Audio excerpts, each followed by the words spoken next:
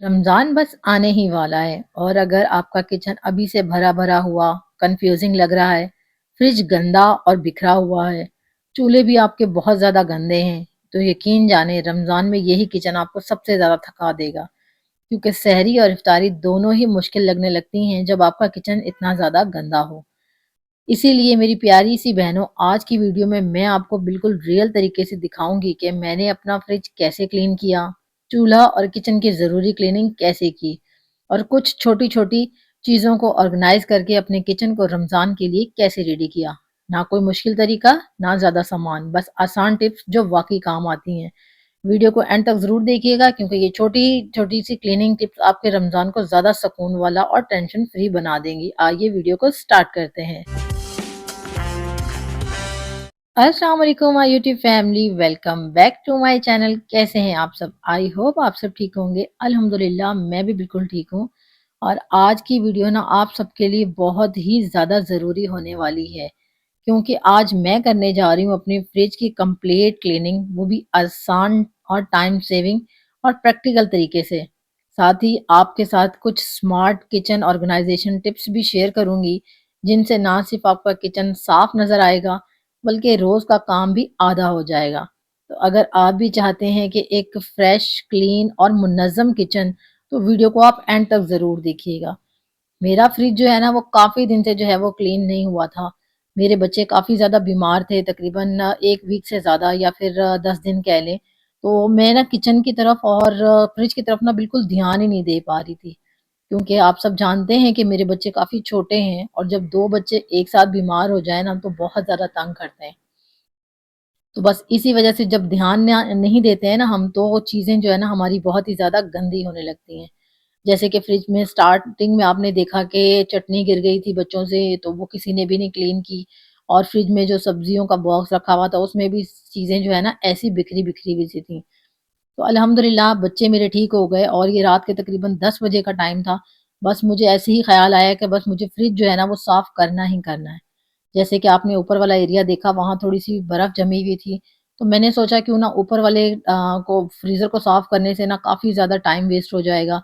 क्योंकि फ्रिज को बंद करके रखना पूरे दिन के लिए भी आसान नहीं है और आजकल सर्दियाँ हैं तो बर्फ़ इतनी जल्दी पिघलती भी नहीं। तो मैंने सोचा ऊपर का जो है ना फ्रीज़र उसको रहने देती हूँ और नीचे काफ़ी ज़्यादा गंदा हो रहा है, तो क्यों ना मैं इसको जो है ना वो क्लीनिंग स्टार्ट कर दूँ। जब भी आपके पास टाइम हो ना तो आप किचन की छोटी-मोटी चीज़ों को जो है ना वो साफ़ ज़रूर कर लिया करें। मैं क्या करती हूँ कि मुझे जब भी टाइम मिलता है ना या फिर कुकिंग के दौरान भी ना मैं कोई भी चीज़ मुझे गंदी नज़र आती है, तो मैं उसकी क्लीनिंग स्टार्ट कर देती हूँ। कुकिंग के साथ-साथ क्लीनिंग भी होती रहती है।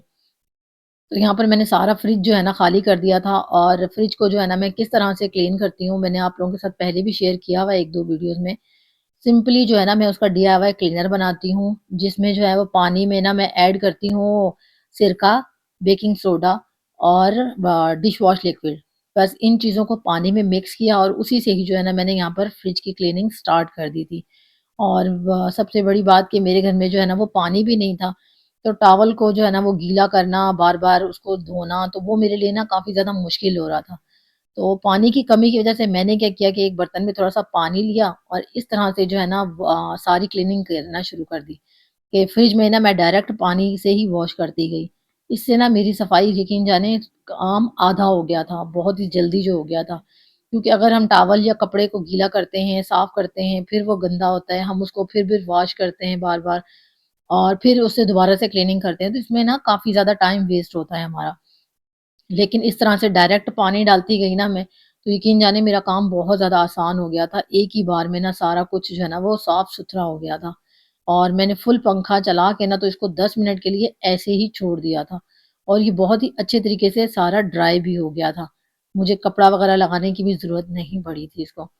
तो इतने में ना जितनी भी मैंने फ्रिज की सारी चीज़ें थी वो भी क्लीन हो गई थी। तो वो भी सॉरी क्लीन तो मैंने पहले ही कर दी थी, वो भी सारी ड्राई हो गई थी। तो अब मेरे दिमाग में एक आइडिया आया था कि मेरे पास जो है ना बच्चों की ट्रांसपेरेंट शीट जो होती है, जो हम कॉपीज़ पे चढ़ाते हैं, तो वो पड़ी हुई है। तो मैंने क्या किया कि इसके हिसाब से ना जाली के हिसाब से ही ना कटिंग की और उसके ऊपर ना इस तरह से लगा दिया। अब क्या होगा कि फ्रिज में कोई भी चीज़ अगर गिरेगी ना, तो वो डायरेक्ट जो है ना फ्रिज गंदा नहीं होगा, सिर्फ़ ये प्लास्टिक जो है ना पेपर यानी कि ये गंदा होगा। और इसको हम निकाल के जो है ना वो वॉश भी कर सकते हैं आराम से, और साथ ही साथ अगर ये वॉश ना करना हो, आप फेंकना चाहें तो इसको फेंक भी सकते हैं। लेकिन मैं यही कहूँगी कि इस तरह ना आप वॉश करके आप दोबारा इसमें लगा लें, तो इस तरह से ना हमारा फ्रिज काफ़ी अरसे तक जो है ना वो साफ़ नहीं करना पड़ता, गंदा नहीं होता है हमारा फ्रिज। तो इसी तरह से सब्जियाँ जैसे घर में आती हैं ना, तो उनको भी ना मैं पूरे वीक के लिए स्टोर करके रखती हूँ। आप लोगों से काफ़ी शेयर भी किया है। तो यहाँ पर भी जो है ना हरी मिर्चें, हरा धनिया और पुदीना काफ़ी सारा आ गया था, क्योंकि सर्दियाँ हैं, हम डेली कहवा भी पीते हैं, तो उसके लिए पुदीना, अदरक वगैरह हमें डेली नीड होती है।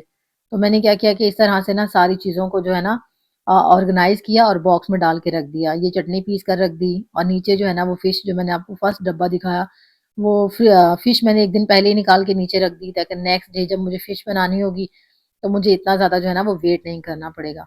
इसी तरह से मैंने अपनी सारी बची हुई सब्जियाँ इस टोकरी में डाल दी, खीरा ऊपर वाली में, और प्याज़, आलू वगैरह जितनी भी चीज़ें मैं लाई थी ना, तो वॉश करके उनको ड्राई करके मैंने इस तरह से सब्ज़ी वाली डब्बे में डाल दिया। तो देखिए मेरी थोड़ी-सी मेहनत, तकरीबन आधे घंटे में ही ना मेरा सारा फ्रिज जो है ना वो नीट एंड क्लीन हो गया था। और दरवाज़े में भी मैंने सारी चीज़ें जो है ना वो सेट कर दी थी। बच्चे हैं, दरवाज़ा खोलते रहते हैं ना, तो कोई चीज़ें इधर-उधर मैस हो ही जाता है। लेकिन देखा किया करें, कोशिश किया करें, जैसे ही आपको कोई थोड़ी-सी चीज़ें बिखरी हुई नज़र आएँ, तो फ़ौरन से जो है ना वो सेट कर लिया करें। अब एक ब्रेड बॉक्स है जिसका अक्सर आप लोग पूछते भी रहते हैं कि आप ये आपने कहाँ से बाय किया? इसके अंदर ना थोड़ी बहुत सी चीज़ें मैंने रखी थी जो कि इस तरह से गिर गई थी, और ये काफ़ी ज़्यादा गंदा हो गया था। और मिर्ची तो इसके अंदर ऐसी गिरी ना, यकीन जाने ये देखें कि कितना ज़्यादा इसके अंदर से कलर निकल रहा है।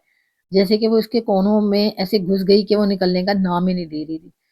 तो मैंने इसको भी जो है ना वो इसी तरह से वॉश कर दिया, अच्छे तरीके से वॉश करके ना इसको ड्राई करने के लिए रख दिया। और जो ग्रोसरी की चीज़ें मेरी बास्केट में पड़ी हुई थी, बास्केट के ऊपर, यानी कि जो नहीं फिक्स हो रही थी ना, तो वो सारी चीज़ें जो है ना मैंने यहाँ इसके अंदर ऑर्गेनाइज़ करके रख दी। क्योंकि रमज़ान के लिए ना किचन हमारा जितना हो सके ना उतना ही नीट एंड क्लीन भी होना चाहिए। और वैसे भी आप लोग देखते हैं मेरे किचन को काफ़ी ज़्यादा पसंद भी करते हैं कि मेरा किचन हमेशा नीट होता है। लेकिन रमज़ान के लिए ना काउंटर टॉप को काफ़ी ज़्यादा खाली-खाली रखना चाहिए। क्योंकि रमज़ान में जब सहरी और इफ्तारी बनाते हैं ना, तो कभी-कभी क्या होता है कि टाइम जो है ना वो काफ़ी शॉर्ट होता है। और अगर हमारा काउंटर टॉप सामान से भरा हुआ ही रहेगा, तो हमें सहरी और इफ्तारी बनाने में ना काफ़ी ज़्यादा मुश्किल पेश आती है। तो अब मैंने यहाँ पर भी क्या किया कि नीचे लाइनिंग जैसे आज मिलती है ना कपड़ा, तो वो भी आप बिछा सकते हैं रेडीमेड। लेकिन यहाँ पर ना मेरे पास टिश्यू पेपर थे, तो वो मैंने 2 लेयर लगा दी उसकी, ताकि नेक्स्ट टाइम जैसे ये मैं चीज़ें रख रही हूँ, इसमें से कोई चीज़ अगर खुल भी जाएगी ना, तो आराम से वो टिश्यू के ऊपर गिरेगी और मेरी क्लीनिंग आसान हो जाएगी, कि मैं सिर्फ़ टिश्यू ही निकालूँगी, और नीचे इस तरह से जैसे मुझे अभी इतनी ज़्यादा क्लीनिंग करनी पड़ी, नेक्स्ट टाइम जो है ना वो मुझे इस तरह से क्लीनिंग नहीं करनी पड़ेगी।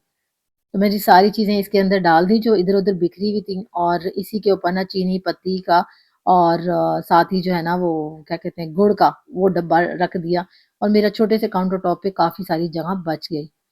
अब मैं ना रमज़ान के लिए हो या फिर वैसे ही रूटीन में ना इस तरह के केचअप लाती हूँ, क्योंकि बच्चों को ना देने में, लंच वग़ैरह देने में भी ना आसानी हो जाती है।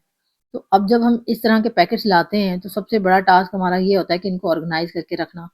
क्योंकि ये बिखर जाती हैं, इधर-उधर पड़ी हुई बहुत ज़्यादा गंदी लगती हैं।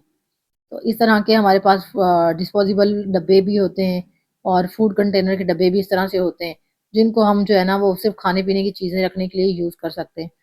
जैसे कि डिस्पोज़ेबल डब्बे आते हैं और हम उनको यूज़ करके फेंक देते हैं। अगर आप चाहें तो उनके अंदर भी इस तरह से ऑर्गनाइज़ करके एक कॉर्नर पे रख दें, तो ये आपकी बिखरेंगी भी नहीं, और जब भी आपको चाहिए होंगी ना, तो ईज़िली जो है ना हमें एक ही डब्बे के अंदर ये सारा कुछ मिल जाएगा। और रमज़ान में इफ्तारी के टाइम पे भी बच्चे माशाल्लाह से बहुत ज़्यादा केचअप खाते हैं। तो उनको बहुत ज़्यादा केचअप अगर आप नहीं देना चाहती, तो ये साशे अगर 1 से 2 दे देती हैं ना, तो बच्चे एक लिमिट में ही फिर केचअप को खाते हैं। तो मैं तो इसी तरह से ही जो है ना वो करती हूँ कि एक लिमिट में ही बच्चों को साशे दे देती हूँ, कि बस इससे ज़्यादा जो है ना वो केचअप आपको नहीं मिलेगी। अब आ जाते हैं जी सॉरी चूल्हों की तरफ। चूल्हे भी मेरे काफ़ी ज़्यादा गंदे हो रहे थे, क्योंकि मैंने जो है ना वो कितने दिन से डीप क्लीनिंग ही नहीं की थी। बस ऊपर से ऐसे एक कपड़ा लगा लेती थी, सफाई कर लेती थी। तो ये चूल्हे जो है ना वो अंदर से जलते-जलते ना काफ़ी ज़्यादा जल गए। तो मैंने सोचा इनको भी जो है सारी चीज़ें निकाल कर क्लीन कर लिया जाए। इनको अगर आप आसानी से क्लीन करना चाहते हैं ना, तो जली हुई सारी जगहों के ऊपर ना बेकिंग सोडा और विनेगर लगाकर ना 5 मिनट के लिए रख दें। तो ये आपके सारी जो इतनी भी जली हुई जगह होगी ना, ईज़िली क्लीन हो जाएगी। लेकिन जैसे कि आपने देखा कि मैंने ऐसा कुछ भी नहीं किया है। मैंने सिंपल एक तार लिया है, और डिश वॉश लिक्विड थोड़ा-सा डाल के उसे रगड़ा। जब उससे देखा नहीं हो रहा इतना क्लीन, तो मैंने काला तेल हल्का-सा इसके ऊपर डाला और बस जी 2 मिनट भी नहीं लगे और मेरा चूल्हा जो है ना पहले की तरह माशाल्लाह से चमक-दमक गया। क्योंकि मेरा चूल्हा अभी नया ही है, 4-5 महीने ही हुए हैं। तो मेरी कोशिश यही होती है कि इसको बस मैं हमेशा ही ना ऐसे ही नीट क्लीन रखूँ, क्योंकि एक छोटे किचन में ना काउंटर टॉप पे रखी हुई चीज़ें जो है ना बहुत ज़्यादा भी बुरी लगती हैं और गंदी भी हो ना तो भी बहुत ही ज़्यादा बुरी लगती हैं। तो मेरी कोशिश यही होती है कि मेरे किचन में हमेशा कम चीज़ें हों और हमेशा नीट एंड क्लीन हो। और पिछली वीडियोज़ के ऊपर एक कमेंट भी आया था कि आप ये आपका किचन छोटा है लेकिन काफ़ी ज़्यादा आपने सामान रखा हुआ है, तो अपना सामान जो है ना वो कम करें। तो बिल्कुल मेरे ज़रूरत का जो सामान नहीं होता ना, वो मैं अक्सर निकाल कर किसी को दे देती हूँ या फिर जो देने के काबिल ना हो ना, तो उसको जो है ना मैं फेंक देती हूँ। हमेशा याद रखें कि बरकत ज़्यादा चीज़ों में नहीं बल्कि नियत और सादगी में होती है।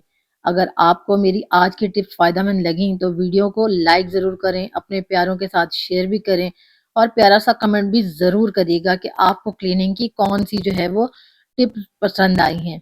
अल्लाह करे हम सबका रमज़ान आसान और बाबरकत और खुशियों से भरा हुआ हो। तो बस आज की वीडियो भी यहीं पर एंड करती हूँ। रखिएगा अपना बहुत सारा ख़्याल, मुझे और मेरी फैमिली को भी ज़रूर दुआ में याद रखिएगा। इंशाअल्लाह मिलती हूँ किसी नेक्स्ट मज़ेदार से व्लॉग के साथ। टिल देन अल्लाह हाफ़िज़।